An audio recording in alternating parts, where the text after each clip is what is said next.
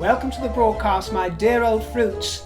I'm going to be going through a Hitchcock phase. Alfred Hitchcock. Are any of you fans? I've watched a few of his films, but last night on YouTube I watched The Lady Vanishes from 1938 and I thoroughly enjoyed it. It was such good fun. Never seen that one before. And I'm going to watch Jamaica in Tonight, but it was going free on YouTube. So many movies, so much at our fingertips now, isn't there? It's quite incredible, quite overwhelming sometimes. Where do you begin? The news articles, the various YouTube channels, so many documentaries, sometimes too much, but it's jolly good fun. But I really enjoyed it. Do you remember I went through a Greta Garbo phase a few months ago, didn't I? Because there were various movies of hers uploaded to YouTube. Well, now it's the turn of Alfred Hitchcock, but I just loved it. Loved it. Margaret Lockwood. And Dame, was it May Whitty playing the older character? Wonderful. Just wonderful. And it was really lovely to see Dame Judi Dench as part of the Chelsea Flower Festival. She popped up, placing the first seedling from the remains of the Sycamore Gap, that tree that was felled or brutally murdered, in my opinion, as well as some damage caused to Hadrian's Wall. Well, this is a little bit of optimism here for all you tree lovers, because I'm a tree lover, as you know. Dame Judi is a tree lover, and she actually plants a new tree every time that a friend dies. But she was there naming the seedling from the Sycamore Gap. She named it Antoninus, after the Emperor Hadrian's adopted son. And that was one of many moments of cheer at the Chelsea Flower Show, where their majesties were proclaimed King of Compost and the Queen of Bees, because each of them have declared passions for both of those things, haven't they? And their majesties toured some of the spectacular displays at this annual colourful event held in the grounds of the Royal Hospital, Chelsea. And the show is organised by the Royal Horticultural Society, of which the King is patron. They were joined by the Duke and Duchess of Gloucester, elegant here in Max Mara was the Duchess, and also Prince Michael of Kent and Princess Michael of Kent. And you know that I adore it when she makes an appearance, and there she was, accompanied by Julian Fellows, you know, the bloke who wrote Downton Abbey, with his wife, Emma, who is from Kitchener stock, and if you didn't know, she is a lady-in-waiting to Princess Michael of Kent. Yes. Highlights of the flower show included the No Adults Allowed garden, which is the first time a garden designed by children for children has featured. The garden enables young visitors to take a joyful journey through a fantastical landscape, exploring the magic of lush woodland, meadows, and a wetland. Established in 1913 on the hospital grounds, the flower show has become one of the world's greatest showcases for horticultural excellence, attracting 170,000 visitors every year and exhibitors from across the globe. And another little bit of optimism that pertains to the Princess of Wales, because the Royal Foundation Centre for Early Childhood have issued an exciting new report on businesses supporting families with young children. It was launched today in the City of London, with the project's executive director saying that the Princess of Wales is excited by the report and that her early years campaign is rolling on as she recovers. A spokesman from Kensington Palace said, "The Princess is not expected to return to work until it's cleared by her medical team. Early childhood will continue to be central to her public work, and 8 significant business leaders have been making the case to their fellow business leaders," which is quite unprecedented, I've got to say. This report has been produced by these significant and influential business leaders, and it claims that the economy of the kingdom could make long-term gains of £45 billion per year from a more successful approach to children's early years. So this is what Catherine has been up to behind the scenes, getting this going and galvanising it up to this very crucial point today with this launch of the report. Catherine is not returning to work as yet, but has been undergoing preventative chemotherapy and spending time in recovery, but she's been kept fully briefed and updated throughout, and this royal tapestry that she is weaving is going to be her life's work, her great legacy, and it's exciting to see what's on the way, isn't it, my dear? Not just for the fact that it's going to be beneficial to so many families and children, but also to the economy. 45 billion a year, 45 billion. Put that in your pipe and smoke it instead of the green stuff or whatever's wafting its way over the fields of Montecito. Well, we can only hope and pray and keep our fingers crossed that our beloved princess is going to be returned to full capacity here in the kingdom by the 26th of September, because that is the date that her brother is going to be making a cameo on the global stage with the publication of his memoir. Indeed, a spare of his own making, if you will, but we all know that he is no Harry. It's called Meet Ella, the dog who saved my life. And here is the first manuscript. Documents his life and includes personal anecdotes of times growing up with his sisters, Catherine and Pippa, and the idyllic upbringing at Bucklebury. I credit Ella to saving my life when I was eclipsed with clinical depression. And he'll be sharing personal moments such as his visits to see the king at Highgrove. The animals that we think we're taking care of are actually looking after us in return. But we already know in advance, my dear, that this approach will be done respectfully. We already know that, my dear, respectfully, discreetly, and channeling the royal spirit.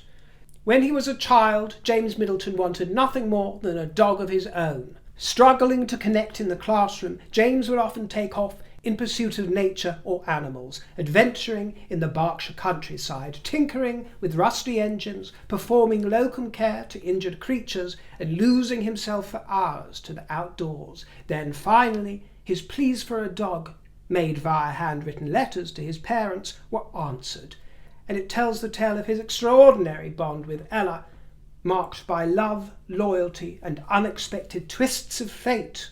And I believe that it was Ella who introduced James to his future wife, Alizée, in a pub. It was Ella that did the matchmaking. Isn't that wonderful, my dears? And I always wanted a dog as well. I wrote a begging letter to my daddy, begging for a dog. I had been to an adventure playground and I had met a dog called Candy, and it might have been some sort of spaniel. I remember always wanting a cocker spaniel because I liked the look of the fluffy ears, but some sort of spaniel. And my neighbour had King Charles spaniel called Paddy, who I absolutely adored as well, but it was Candy that got into my head, and I wrote begging letter after begging letter, which fell on completely deaf ears. And I've got to say my father did make the right decision, because as much as I love the thought of owning a dog and cozying up with a dog or two, the idea of the maintenance and the upkeep doesn't appeal to me at all, my dear. And my life is too busy and I'm not at home all the time, far from it. And I like to travel, so it wouldn't be practical for me, unfortunately. Now, just for a couple of moments, I'd like to turn back to an issue that was raised in the previous broadcast, criticisms towards Save the Children. And I've got to bring this up because I believe in karma, and I feel that I'll have some bad karma coming my way if I don't clarify what I said. And I'll respond to a comment from Price Grisham, who says, I really don't think people should stop donations to Save the Children simply because the organisation made a PR mistake with the Duke and Duchess of Sussex. That is not, after all, an action that the Princess Royal would want donors to take, since it would also be an action taken against the children and equally disrespectful of the Princess. You raise very good points, my dear, and I want to say, or I should say reiterate, the fact that I did make it clear I was not encouraging anybody at all to withdraw their donations, because I had multiple comments from quite a large number of people saying, I'm not going to donate anymore, I'm stopping my monthly subscription, this kind of thing. It made me feel a little bit guilty, to be honest, that I might have been misinterpreted. But if you were to play it again, you would see that I did not recommend doing that, and I said that I'm not encouraging anybody to do that. If you have made the decision to do that independently of what anything I said or had already decided, or are doing it for another reason, because there have been several scandals apparently blowing up around Save the Children over the years, then fair enough, go for it, absolutely, my dear, but just please not on my behest, or if you've misunderstood what I was saying, because I do believe in karma and I don't want to be responsible for the withdrawing of funds from all the poor little innocent children, you know, so please think on it. But as I say, if you did it independently, fair enough. But indeed, I will say, as you said, Price Grisham, that it is not what the Princess Royal would want, and she is patron, so I support her. But you're all grown-ups, hopefully. I don't want any kiddies watching this show. You're all grown-ups, and you can all make up your own minds. Fair enough, so moving on. Prince Harry has lost his bid to include Rupert Murdoch in his phone hacking claim against the Sun. He's also been denied a request to extend his claim by including historical allegations that date back to 1994.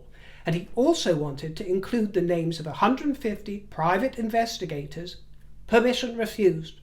Permission refused by Mr. Justice Fancourt. So it's snakes and ladders for that boy, isn't it, in court proceedings? Up and down, swings and roundabouts.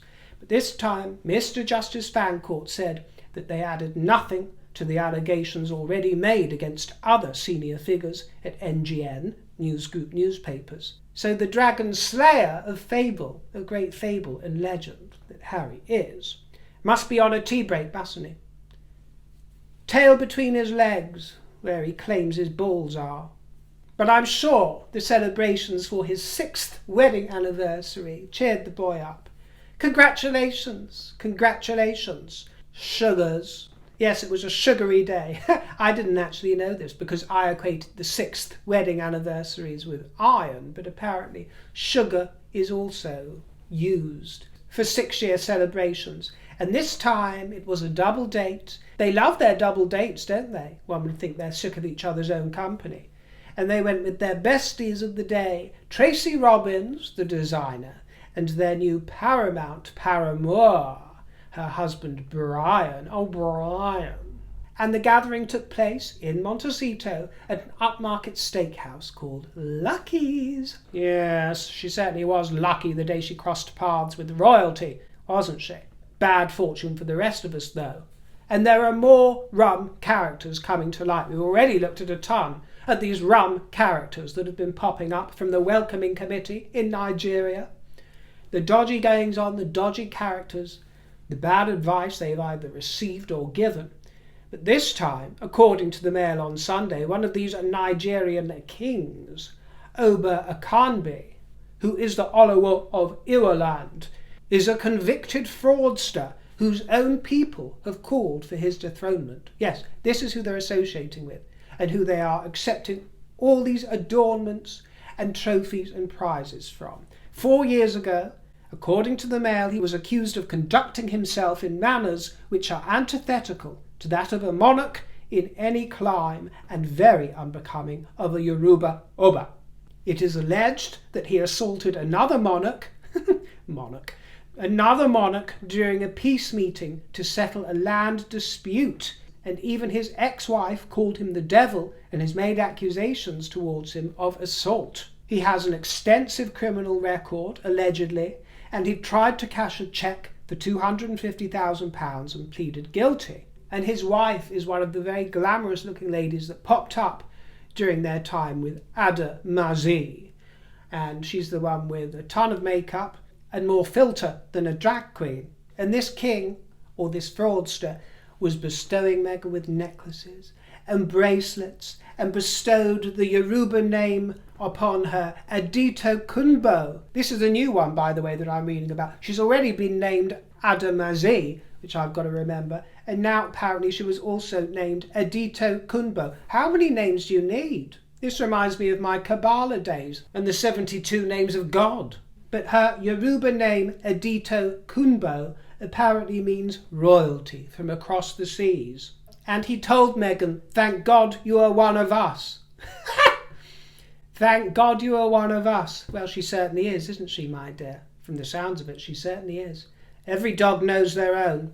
One fraudster can sniff out another fraudster. And I wonder, by the way, what Sussex supporters are making of all of this and all these revelations. I bet they're staying extremely quiet on the subject, because they're the first to start chattering about the fact that, oh, what about the king and his friendship with Jimmy Savile? Or what about Andrew and his friendship with Epstein? Well, if you're going to play that game, why not ask your beloved Adamazi, your new princess? Why she and her husband are fraternising and rubbing shoulders and cozying up to these types who are not upstanding. If you want to see upstanding royalty, look no further than the enigma that is Lady Lou. She was seen competing in dressage events at the Windsor Park carriage driving trials. She is a young woman of intrigue, shrouded in mystery, supplanted from a bygone age in her carriages and hairnets. That is how you do it, my dears. That is how you cause a sensation, without even trying. Merely by being regal, yes, by birth, but also by attitude, and with an innate sense of goodness and an enrichment of character. That is what the gal has in spades, and it can't be bought or sold. And the Edinburghs have been hard at work, as they always are. Edward was seen showing off his legs in traditional tartan, and Sophie wore camel and sage, to the traditional seaside Scottish village of Golspie. Isn't it adorable? They met with the local choir, the Southern Caledonian pipe band, and at Oakham Castle they were met by the little bairns and the little kiddies with their Union Jacks, and they met with little Lockie, the dog, taking in the ambiance of the deliciously glittering coastline of the kingdom. And I can barely keep up with Sophie. She gads all over town and abroad, and she took part in many ceremonies and events for the 80th anniversary of the Battle of Montecito, which was also known as the Battle for Rome. She read out a message on behalf of the king at the service of commemoration at Cassino War Cemetery in Italy. Let us pause to reflect on the immense sacrifices. She read beautifully, incredibly so, charming all who were in attendance with her sweet, mellifluous words. For the cause of freedom in Europe, perhaps ever more poignant today. She wore a stunning Dolce Vita silk twill shirt dress by Susanna, and this was followed up with several appearances elsewhere. At the Polish Memorial she wore a chic white number, and she was seen in a pansy dot tea dress, and at the City Chambers she was robed in Mary Catherine Zow's Desmine dress in teal. The Harkles were not the only ones double dating. This week we also had the Yorkie girls with their beaux at Audley Mayfair. Cosy, cosy. They lunched and boarded a coach afterwards. Don't know where they were going. Somewhere fancy, I'm sure. Princess Beatrice wore a cream linen maxi by Self-Portrait and Chanel slingbacks, while Princess Eugenie wore Diane von Furstenberg, a brightly coloured satin jacquard midi. Thank you for joining me. I appreciate your company. Nice to see you nice. Stay haughty and a little bit naughty. Doodle pip.